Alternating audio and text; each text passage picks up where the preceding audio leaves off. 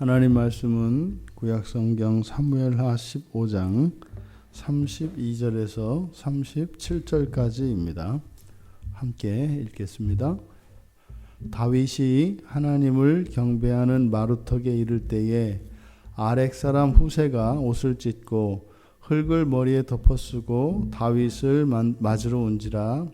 다윗이 그에게 이르되 내가 만일 나와 함께 나아가면 내게 누를 끼치리라. 그러나 내가 만일 성읍으로 돌아가서 압살롬에게 말하기를 왕이여 내가 왕의 종이니이다. 전에는 내가 왕의 아버지의 종이었더니 이제는 내가 왕의 종이니이다 하면 내가 나를 위하여 아히도벨의 모략을 패하게 하리라. 사독과 아비아달 두 제사장이 너와 함께 거기 있지 아니하냐. 내가 왕의 궁중에서 무엇을 듣든지 사독과 아비아달 두 제사장에게 알리라. 그들이 두 아들 곧 사독의 아히마아스와 아비아달의 요나단이 그들과 함께 거기 있나니 너희가 듣는 모든 것을 그들 편에 내게 소식을 알릴지니라 하는지라. 다윗의 친구 후세가 곧 성읍으로 들어가고 압살롬도 예루살렘으로 들어갔더라. 아멘.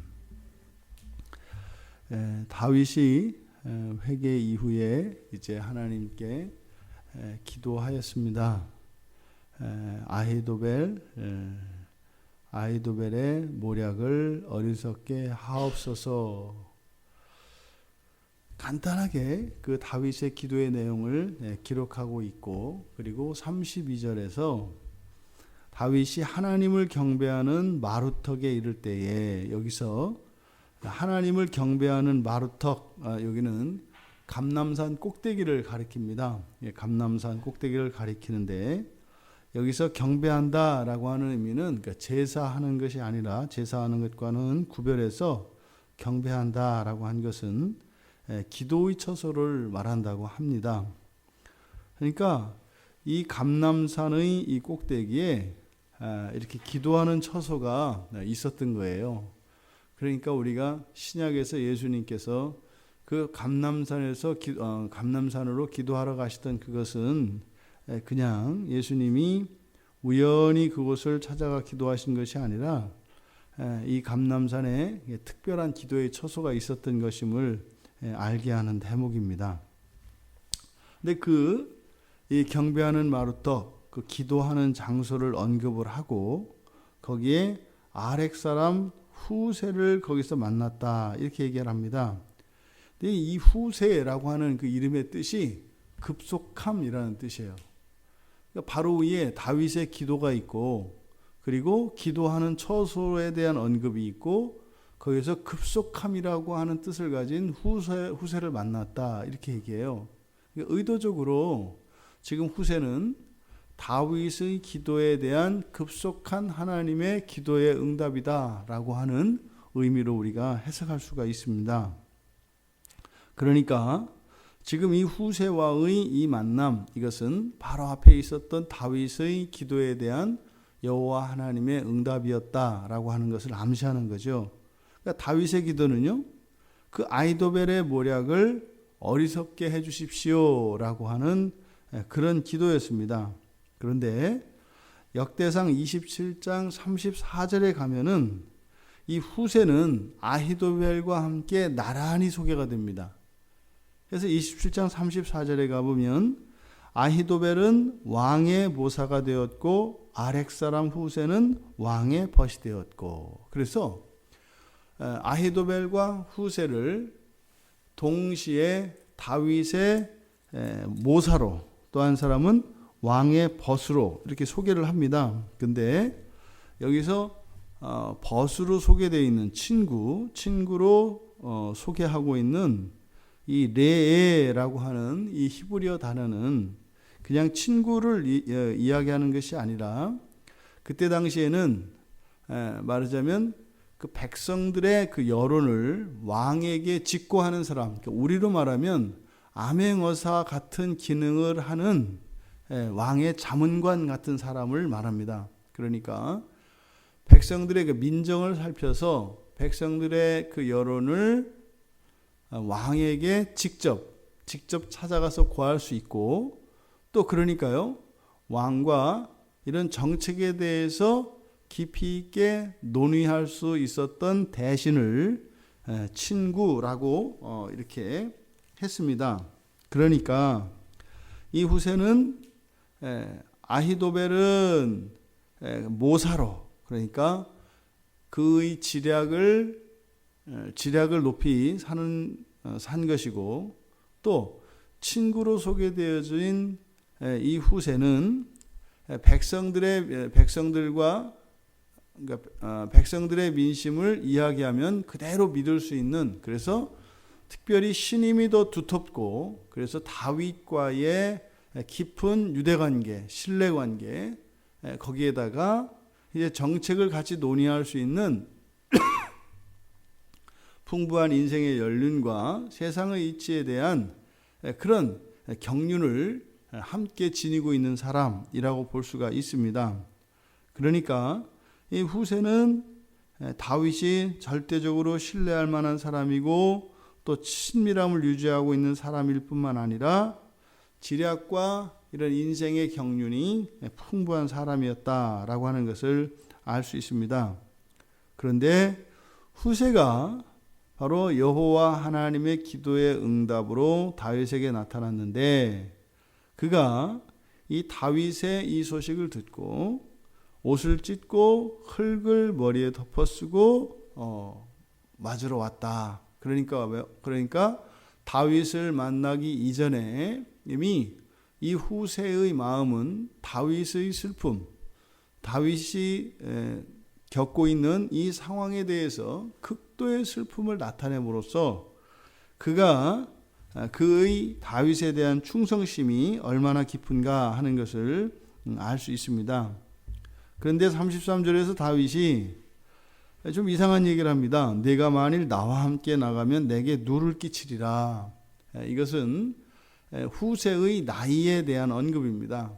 후세의 나이가 많기 때문에 오히려 지금 도망길에 오른 다윗과 동행하는 것은 오히려 후세에게 짐이 된다라고 하는 말인데, 이것은 단지 다윗의 번거로움을 나타내려고 하는 것이 아니라, 후세를 이렇게 괄시하는 것이 아니라 고령인 그 후세에 대한 배려의 마음을 나타내고 있는 겁니다. 하지만 그러함에도 후세의 그 진심을 알기 때문에 후세에게 한 가지 전략을 이야기를 합니다. 네가 나를 도와줄 수 있는 게 있다. 그것이 뭐냐면 이중간첩 노릇을 하는 거죠. 마치 압살롬에게 귀환한 것처럼 예루살렘으로 돌아가서 나에게 그런 친구가 되어서 그런 정책을 잘 만들어낼 수 있었던 것처럼 압살롬 옆으로 가서 압살롬에게 아히도벨이 어떠한 전략을 내놓을지라도 그것을 네가 파쇄했으면 좋겠다. 그것을 방해했으면 좋겠다. 이렇게 이야기를 한 거죠. 사실 이것은 후세에게는 굉장히 위험한 일입니다. 이것이 발각이 되게 되면 후세뿐만 아니라 그의 일족 전체가 멸문지화를 당할 수밖에 없는 그런 위험한 행동이죠.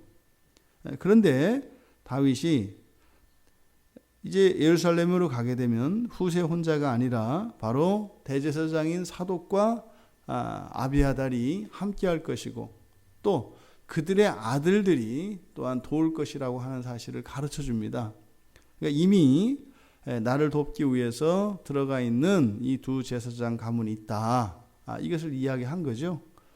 그랬을 때 이 후세의 반응은 곧 성읍으로 들어가고, 그리고 압살롬도 예루살렘으로 들어갔더라. 여기서 곧은 다윗이 이야기한 것을 듣자마자 그 즉시, 그러니까 무슨 뜻이에요? 조금도 망설임 없이, 이런 뜻입니다. 그러니까요, 굉장히 위험한 제안임에도 불구하고, 그리고 위험한 전략임에도 불구하고 후세는 조금도 그것을 주저하거나 망설이지 않고 순종했다라고 하는 겁니다. 이거는요, 후세가 이렇게 다윗의 말에 순종할 수 있었던 것은 앞에서 지금 후세와 다윗의 이 만남은 여호와 하나님께서 이루신 기도의 응답으로 이루어진 것이기 때문에 다윗의 말은 곧 여호와 하나님의 말씀이셨기 때문입니다. 그래서 다윗에게 순종한 것은 여호와 하나님께 순종한 것이죠. 의욕을 완전히 상실했던 다윗이었습니다. 그저 되는 대로 흘러가고 또 마땅히 해야 될 일들조차 생각조차 하지 못했던 다윗, 완전히 무기력의 대명사처럼 보여줬던 다윗입니다. 근데 지금 여기서 일어나는 일들은 바로 회개하고 하나님께 기도한 이후에 일어나는 일들을 보면은 완전히 다른 사람이 되어버렸습니다. 마치 깊은 잠에서 깨어난 것 같이 지금 다윗은요, 후세를 만남으로써 다윗은 자신의 기도가 응답되었다라고 하는 것을 확신한 것을 보여줍니다. 그러니까요, 하나님께서 하나님의 백성들의 기도에 응답을 하시는데 이렇게 응답하시는 것에 있어서 우리의 환경 속에서 확실하게 알게 하십니다. 이렇게 후세가 나타난 것과 같이 우리의 삶 속에 하나님의 기도의 응답에 대한 우리가 확신할 만한 그 무엇을 보여주십니다. 그런데 이렇게 기도가 응답되었을 때 반응이 두 가지가 나옵니다. 기도가 응답되었음에도 불구하고 이게 응답이 맞나? 그래서 확신 안에 거해서 그것을 정말로 자신의 기도의 응답으로 받는 경우가 있고 그것을 다시 한번 또 의심하는 경우가 있습니다. 그 차이가 무엇이냐? 그 차이는 그 기도의 응답을 받으면 그 응답을 자기의 확신으로 받아들이면 거기에는요 최선의 노력이 동반이 됩니다. 완전히 의기소침하고 완전히 무기력했던 다윗이 이제는요 사독과 아비아달이 들어가 있는 상태에서 후세를 들여보내서 아히도벨이 어떠한 전략을 세우더라도 그것을 무력화시키기 위한 대응책으로 후세를 들여보내는 겁니다. 이게 지금 다윗이 할 수 있는 최선입니다. 지금 후세가 들어가서 압살롬에게 등용이 될지 어떨지도 모르고 또 등용이 된다 할지라도 그것조차 사실 쉽지 않은 거죠. 왜요? 아니 다윗의 그런 직언을 할 수 있는 그 후세를 자신이 거둔다는 것은 사실은 거의 불가능한 일입니다. 그러니까 최측근이었는데요. 오히려 왕이 되면은요, 뒤에 그 반란을 일으킨 압살롬이 오히려 다윗의 측근에 있던 사람들을 제거하는 게 정상이죠. 아히도벨이 또 가만히 있을 리가 없죠. 분명히 반대를 할 겁니다. 그러니까 실제로 이 다윗의 전략이 성취되어지기는 쉽지 않은 상황이에요. 또 막상 그렇게 성취되었다 할지라도 실제로 아히도벨이 어떤 전략을 내놓았을 때 압살롬이 아히도벨의 전략을 버리고 후세의 말을 듣는다. 이건 또 더 불가능한 겁니다. 그러니까 이렇게 하면 와 되겠네 이런 해결책이 아닌 거예요. 다만 다윗은 뭐예요? 지금 나타난 후세가 기도의 응답이니까 그래서 이 후세를 통해서 할 수 있는 그 일만 하는 겁니다. 그러니까요 자신의 입장에서 할 수 있는 최선의 노력을 경주할 뿐입니다. 되고 안 되고 또 자신이 할 수 없는 그것이 아니라 자신에게 할 수 있게 된, 즉 기도의 응답으로 자신이 무엇을 할 수 있겠다라고 하는 지혜가 떠오르고 또 그러한 여건을 활용할 뿐입니다. 그러니까 하나님의 기도에 응답되었을 때 그 기도의 응답과 함께 분명히 지혜가 주어집니다. 그러니까 지금과 같이 그 일에 대해서 이것을 해볼까? 이렇게 하면 될까? 라고 하는 지혜가 주어진다고요. 그리고 나서 그것을 가지고 최선의 노력을 할 뿐이다. 하나님께서는요, 우리가 예수 그리스도의 이름으로 기도할 때 반드시 들으십니다. 반드시 들으십니다. 예수의 이름으로 기도합니다 라고 하는 이것은 구약의 사람들에게 있어서 하는 전심으로 또 거룩함을 유지하고 모든 죄를 회개하고 하나님 앞에 구하는 것과 같습니다. 그게 예수님의 이름으로 기도합니다 라고 하는 그 말의 의미입니다. 이것은 무슨 노래의 추임새이거나 후렴구가 아니라 바로 우리가 하나님 앞에 나아갈 수 있는 근거고 또 하나님께서 우리의 기도를 들어주시는 이유이기 때문에 그렇습니다. 하물며 예수 그리스도의 이름으로 기도하는 우리의 기도를 하나님이 못 들으실까요? 우리가 평생 동안 예수님의 이름으로 기도한 모든 기도의 제목을 하나님은 외우고 계십니다. 잊으신 적이 없습니다. 다만 우리들이 하나님께 드렸던 그 기도의 순서를 따르는 것이 아니라 하나님께서 우리들 각자를 향하신 그 최고의 선을 이루시기 위하여 기도의 응답의 순서를 하나님께서 정하십니다. 그것을 하나님께 맡겨야 하죠. 응답되어진 그 기도, 어쩌면 우리가 기도를 하고 나서도 까먹기 때문에 실제로 기도한 내용이 응답이 되어도 이것이 기도 응답인지 뭔지조차 모르고 지나갈 때가 많습니다. 우리가 정말 죽을 것 같고 너무나 간절한 기도의 제목인데 하나님께서 기도의 응답을 주시고 지혜를 주신다고 했잖아요. 그러면 그것이 그 지혜를 따라 이렇게 이루어져 가거든요. 그게 성취되는 것은 뒤에 성취가 되지요. 그랬을 때 내가 한 기도를 잊어버리게 되면 하나님께서 응답해 주시고 이루어 주신 것에 대해서 감사할 수도 없고 기억할 수도 없어요. 그래서 우리가 늘 우리의 기도 하나하나를 기록하고 기억하는 일은 하나님께서 응답하신 것에 대한 여부를 알 수 있게 함으로써 기도의 효과, 다시 말해 단순히 나의 필요를 채우는 어떤 응답의 측면에서뿐만 아니라 이 기도를 통하여 정말 하나님과의 깊은 교제 속으로 나아갈 수 있게 하는 것입니다. 그리고 이 기도에 응답하시는 그 하나님의 방편이 지혜와 함께 우리의 삶 속에 분명한 그런 표징들, 그것을 보여주시기 때문에 그것을 그 문제를 해결할 수 있는 완전한 것으로 믿고 그리고 그것을 실천에 옮기는 것까지 그것이 다인 겁니다. 어떠한 문제가 되었든지 간에. 그리고 믿음으로 하나님께서 이루실 때를 기다릴 뿐인 거죠.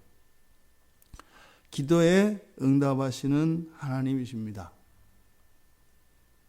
그래서 우리가 예수의 이름으로 기도하고 확신 안에 거하며 주신 지혜를 따라 실천했다면 그 기도는 성취된 것입니다.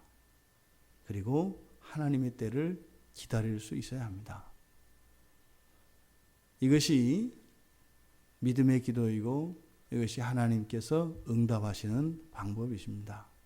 우리는 모두 하나님의 도움이 절대적으로 필요한 사람들입니다. 우리가 예수의 이름으로 기도할 수 있게 된 것, 이것은요 또 하나의 구원의 효과입니다. 우리의 개인의 의와 개인의 정성을 다해서 하나님께 예물을 드려 기도의 응답을 받는 것이 아니라 예수의 이름으로 기도하고 그 응답을 받을 수 있는 그 특별한 구원의 은총이 우리 모두에게 있음을 기억하시기 바랍니다. 그리고 여러분들 삶에 필요한 그런 필요들, 그리고 하나님이 기뻐하시는 더 그 깊은 교제 속으로 나아갈 수 있는 우리 모두 되기를 주님의 이름으로 축원합니다. 기도에 응답하시는 하나님을 찬양합니다. 하나님께서 응답하시는 그 기도의 응답에 대하여 다만 순종하게 하시고 믿음 안에 거하게 하여 주셔서 하나님과 함께 기도로 이 세상을 이기며 살아가는 저희들 되게 하옵소서. 감사하며 예수님의 이름으로 기도드리옵나이다. 아멘.